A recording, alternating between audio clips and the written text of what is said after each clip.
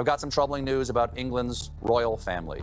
I know she will bring to the demands of her new role the steadfast devotion to duty on which I have come to rely so much.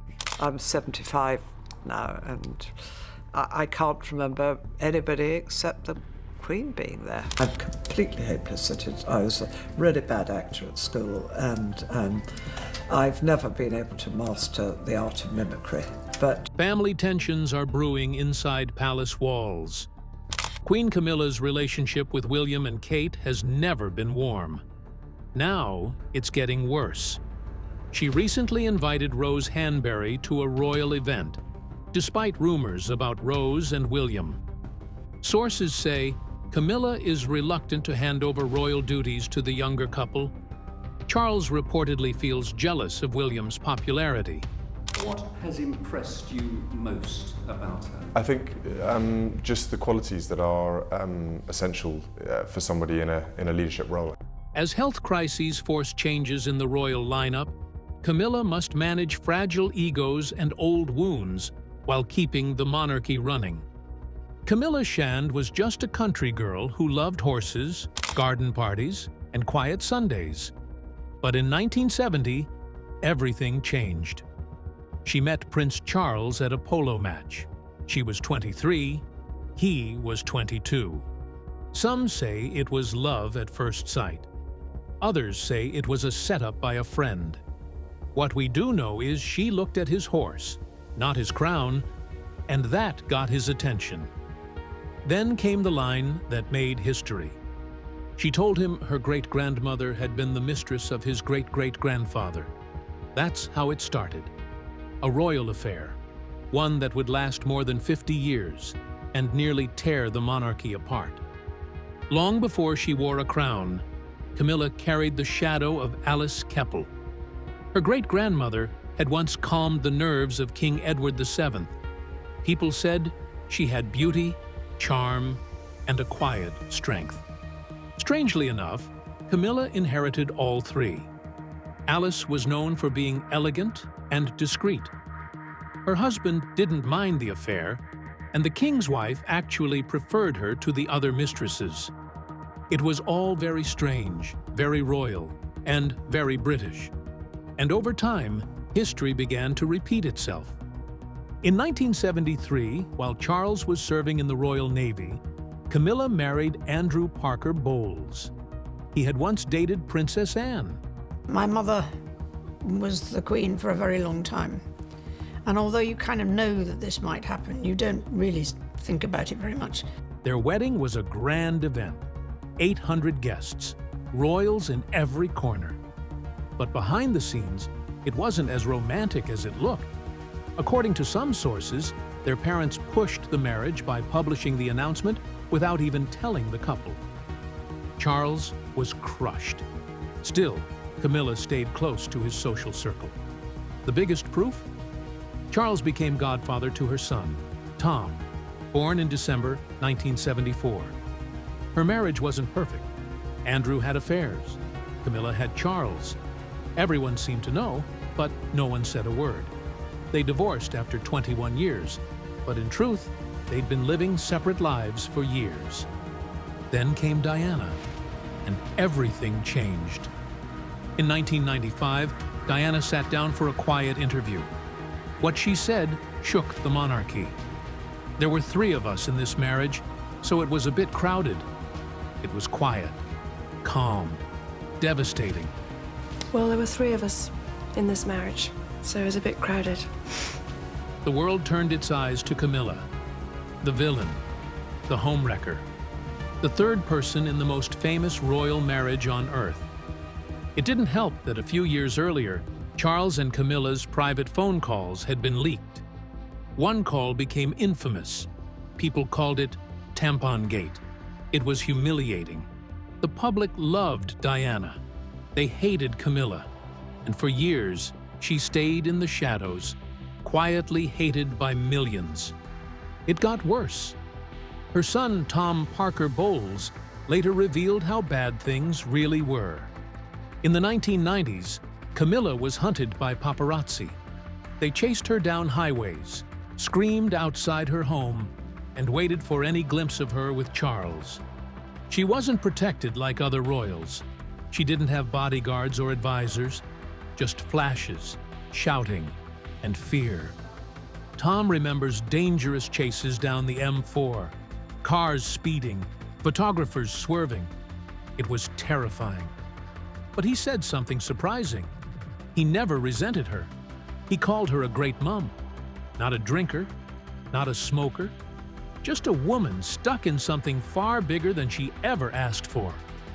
According to royal author Tom Quinn, Camilla never wanted to be queen. She even said she hated the idea. In private, she told friends that royal life scared her. She liked reading newspapers in bed, cooking lunch for her kids, and going to the market without being followed. After her divorce, she bought a quiet home in Wiltshire. She rode horses, gardened in ragged clothes, and lived the life she wanted. Between 1995 and 2005, she avoided the spotlight as much as she could. That house, Ray Mill, was her escape. A life without titles, rules, or headlines. But Charles had other plans. He never gave up. Not for a day. The King toasting the next phase of the relationship. King Charles and Queen Consort Camilla welcomed by the public. Starting in the early 90s, he built a slow, careful plan to turn Camilla from scandal to queen. He hired advisors, orchestrated appearances, managed press stories. It was called Operation Queen Camilla, and it worked. In 1999, they appeared together at a party. Just one photo, but it was enough. Over the next 5 years, Charles slowly introduced her to royal life. Despite public opinion, and it was bad, only 7% supported her becoming queen, he pushed forward. He talked to his mother, his staff, even prime ministers. He fought hard.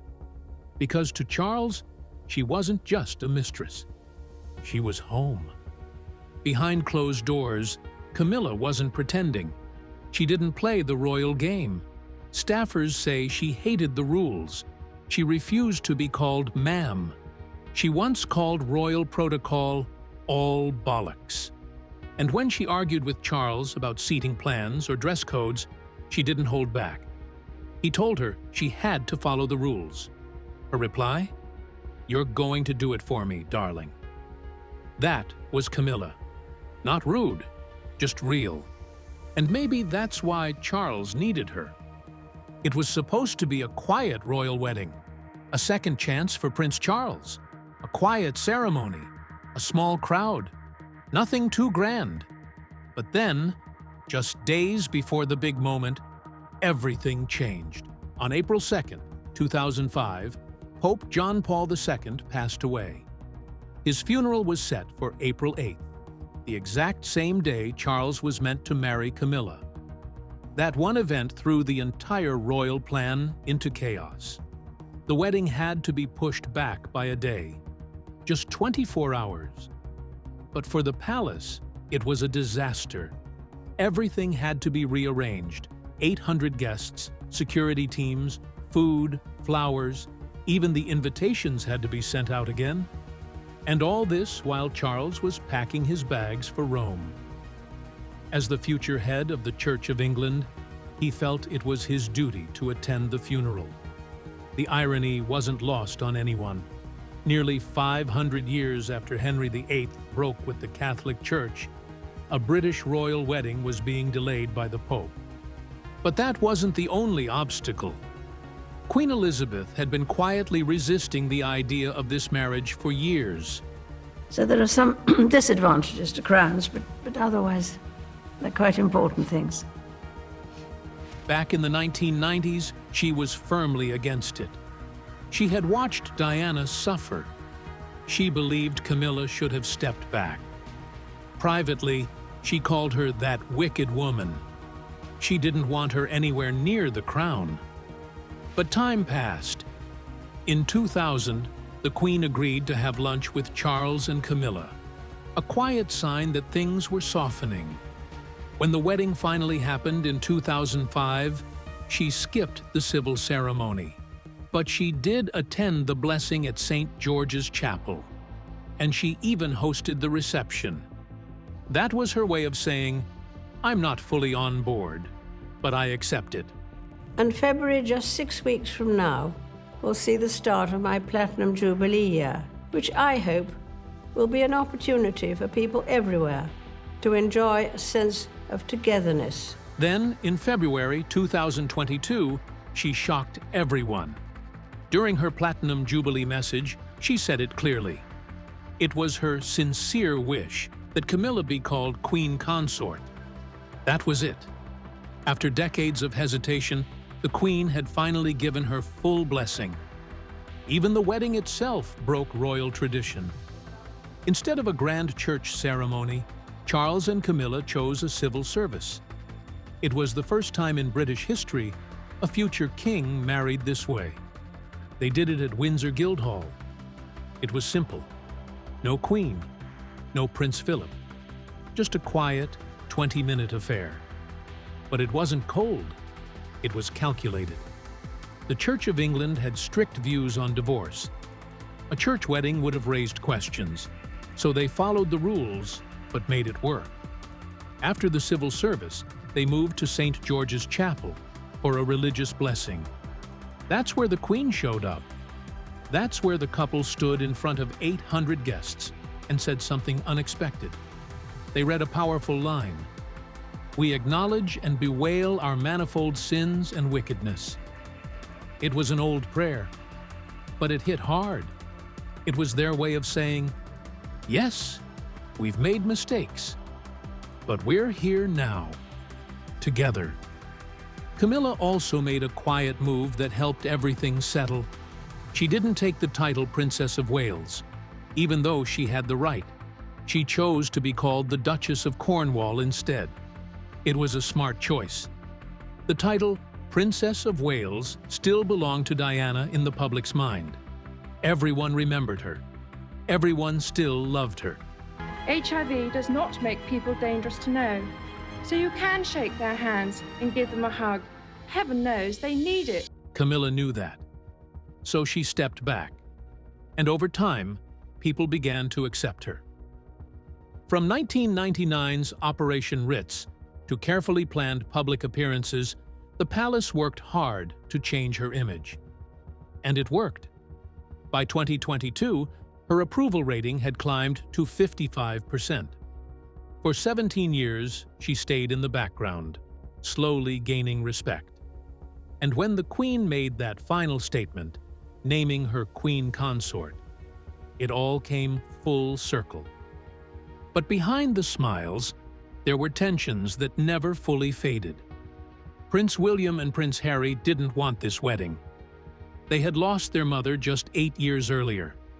And now they were being asked to welcome the woman many blamed for the pain. In private, they told Charles, "We support you. We accept her. But please, don't marry her. Just be together. Not married."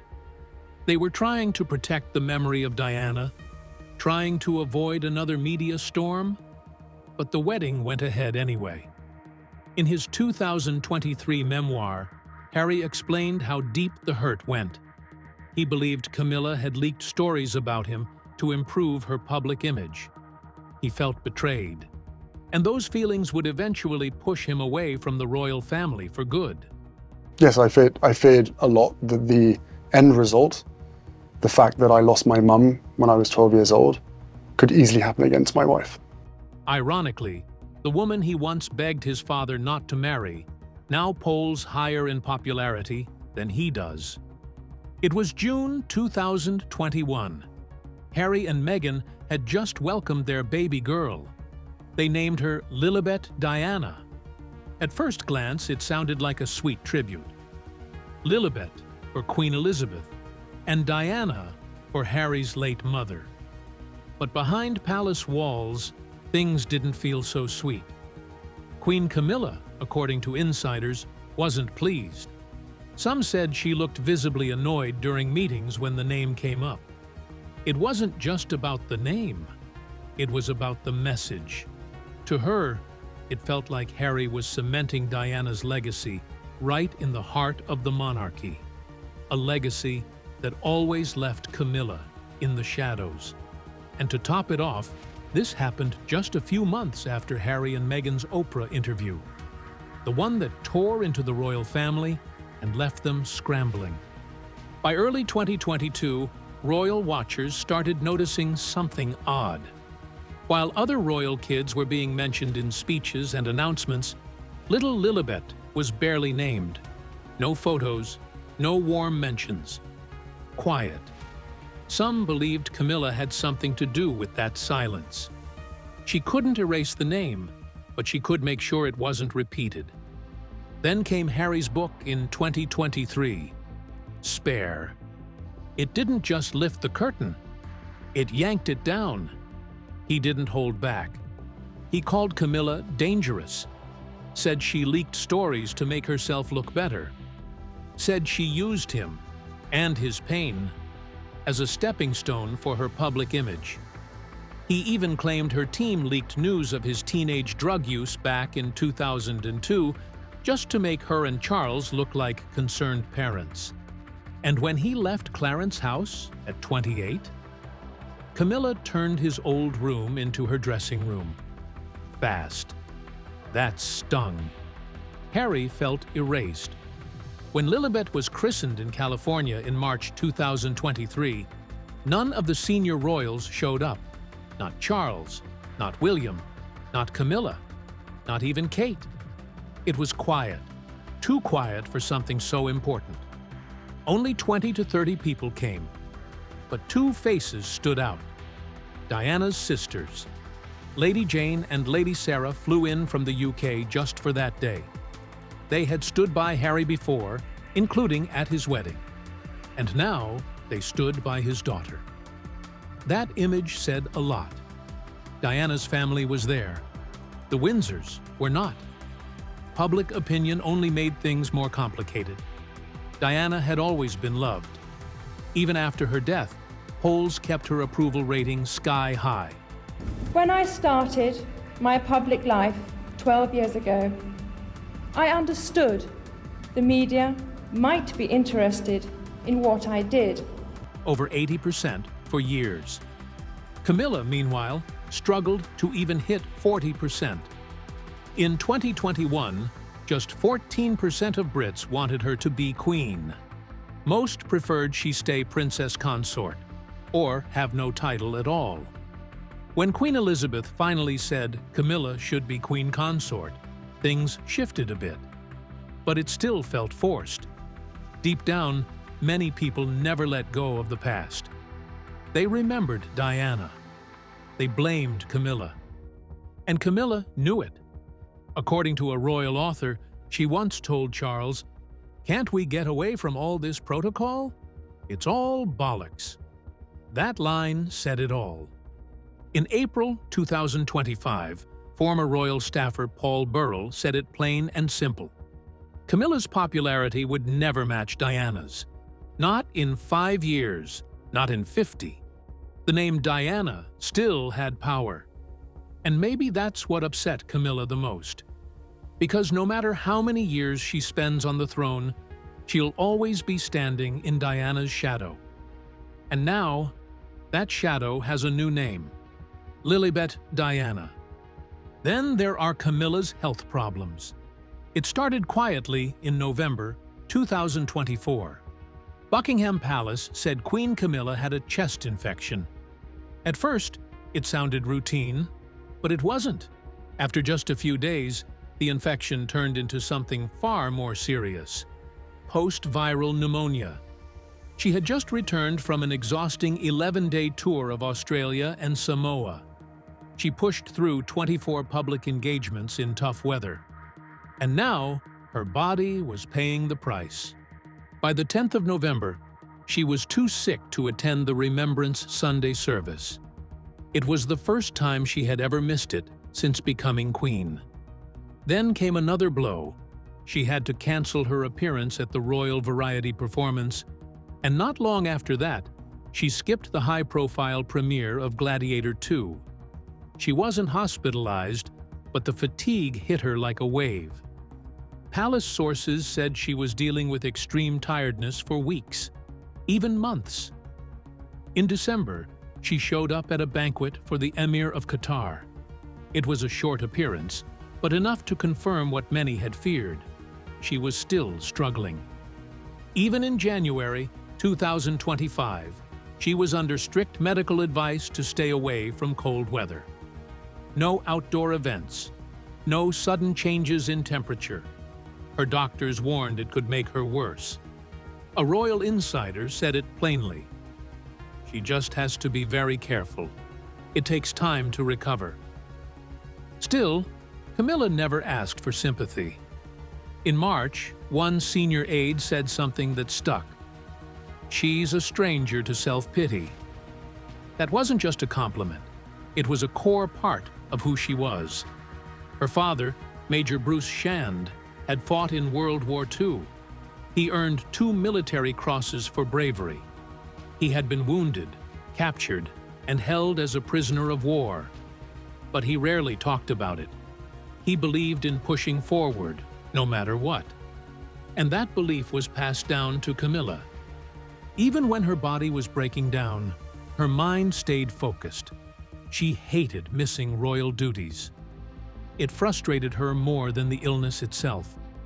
Aides said she kept asking what events she could still attend, even when her energy was gone. People around her said most women her age would have collapsed under the pressure. But Camilla kept moving. Because surely political correctness is as severe a form of censorship as any. Not because she was in denial, but because she believed it was her job. What made everything harder was what came next. On January 31st, 2025, she visited a cancer support center. She smiled. She spoke warmly to patients. But no one knew the truth. Just days earlier, King Charles had been diagnosed with cancer. That news wasn't made public until February 6th. So for over a week, she carried that secret. She went to events. She waved. She smiled. But inside, she was under incredible strain. And that wasn't all.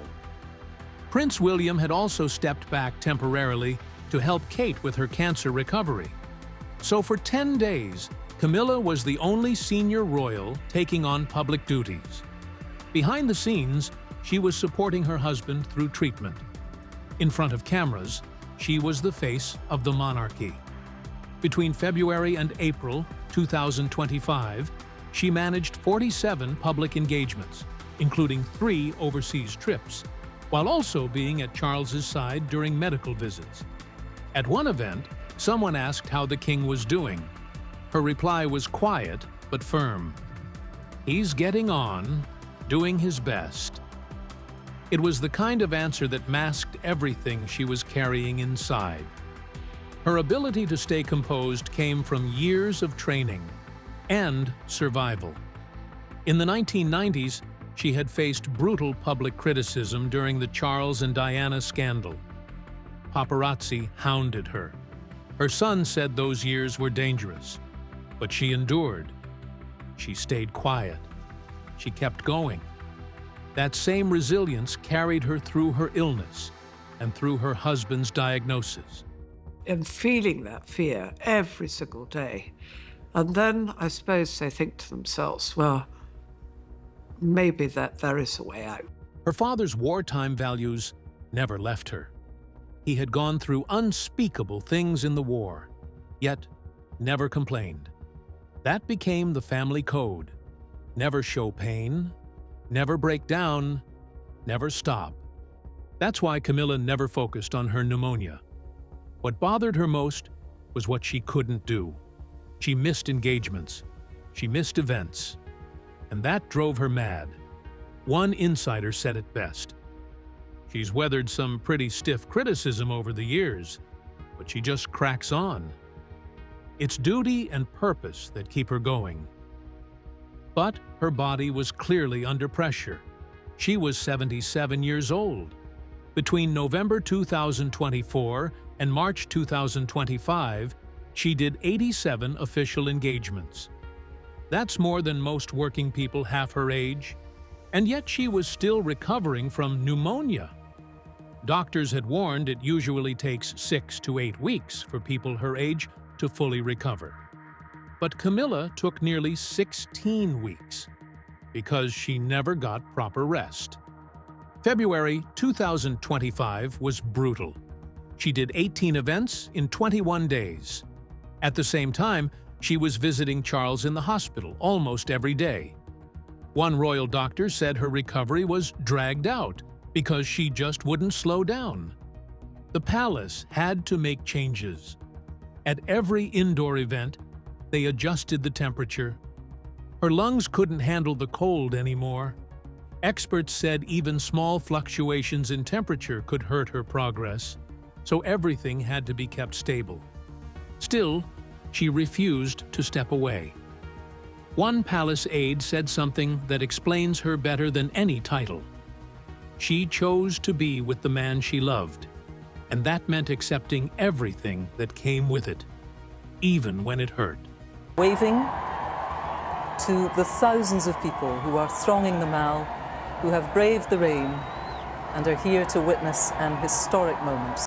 Camilla watched her mother waste away from osteoporosis in the early 1990s. Back then, doctors could only shrug. "We can't do anything," they said. That helplessness burned into her memory. When her mother passed in 1994, it wasn't just the disease. It was the slow, painful complications that came with it. That loss lit a fire that hasn't gone out. Just months later, Camilla joined the Royal Osteoporosis Society.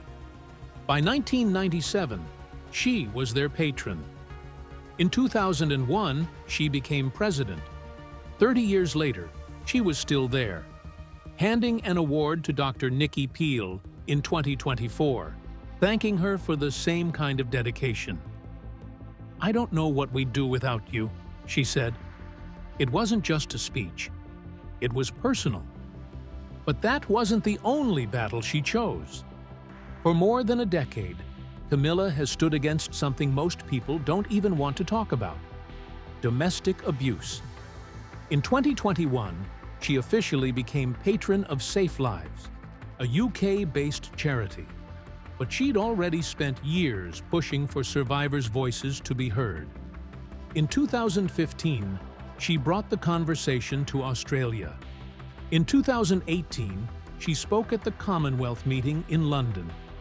In 2019, she visited New Zealand's Shine charity. Then came 2021. In Nigeria, she became patron of the Mirabel Center, the country's first sexual assault support clinic. They had already helped over 6,450 survivors. When COVID lockdowns made things worse, Camilla didn't stay silent. She shared helpline information. She pushed digital campaigns like #Everyone'sProblem. And in 2020, she gave a powerful speech at the WOW Global Festival. She made it clear, this wasn't someone else's issue. This was everyone's problem. Then came November 29th, 2022. The palace opened its doors, not for a party, but for a war on silence. Camilla hosted over 300 guests at Buckingham Palace: survivors, campaigners, world leaders. Royal women from Jordan, Belgium, Denmark, and Ukraine stood beside her. For 16 days, the world was talking about gender-based violence, and Camilla didn't sugarcoat anything. She called it a global pandemic. During that period alone, 3,000 women would be raped in England and Wales. Over 2,000 would be killed worldwide. It was her first major solo initiative as Queen Consort. She didn't just show up, she led. But advocacy wasn't her only mission. During the pandemic, something unexpected happened. Camilla began sharing her book recommendations online. That simple gesture exploded. In January 2021, the Queen's Reading Room launched as an Instagram page. By 2023, It had become a global foundation reaching 174 countries. King Charles joined her in celebrating its success. She spoke passionately about the power of stories, how literature connects people. By 2025, she introduced the Queen's Reading Room Medal, set to launch in 2026, honoring people who spread literacy in their communities. Her focus went deeper. She pushed neuroscience research linking reading to mental health, and she helped build coronation libraries, safe reading spaces in underfunded areas hit hard by the cost of living crisis. Each one came with books, staff, and support. She wasn't just promoting reading. She was making sure no child grew up without it. Since the 50s, the 60s, we've made huge strides. Obviously, there's a lot more to be made. And then she changed the rules. In November 2022, Camilla quietly ended a royal tradition that had lasted for centuries. No more ladies-in-waiting. Instead, she introduced something new: Queen's Companions. No titles, no paperwork. Just 6 trusted women who could stand beside her during official duties. One was a designer, another a former political whip. They weren't there to answer letters. They were just there to be present. At the end of a busy day, Camilla said, "It's nice to have an old friend by your side." The press called it a modern monarchy, but for her, it was just common sense. Money, too, told a different story. Prince Philip received £359,000 a year from Parliament until his death in 2021. Camilla, however, gets nothing. Under the 2011 Sovereign Grant Act, there's no separate funding for royal spouses. Her work is funded through the Sovereign Grant, tied directly to the Crown Estate. In 2022 to 2023, that meant £86.3 million. From 2025 onward, it'll be 12% of the estate's profits. But the point is clear. Her financial role is tied to Charles's position, not hers. It's a quieter kind of royalty, one without its own line item. Then everything changed in 2024. Both King Charles and Kate Middleton were diagnosed with cancer. Suddenly, Camilla was the only senior royal holding it all together.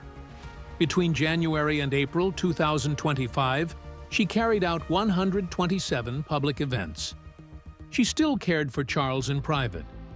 During their 20th anniversary trip to Italy, she admitted, "He loves his work, and it keeps him going." But behind the scenes, she monitored his health, watched his schedule, and pulled him back when needed. At 77, she became the Crown's most stable figure. And she didn't forget Kate either. They talked often, especially while Kate went through chemotherapy. But not everything was smooth behind palace walls. Camilla's relationship with William and Kate has never been easy. Insiders say the tension goes back to when William first started dating Kate. Camilla was hesitant then, and now she's just as hesitant to pass down her royal duties. In early 2024, she even invited Rose Hanbury to an event, despite long-standing rumors about Rose and William. It caused a stir. Still, Camilla has helped guide Kate. In late 2024, she gave her advice.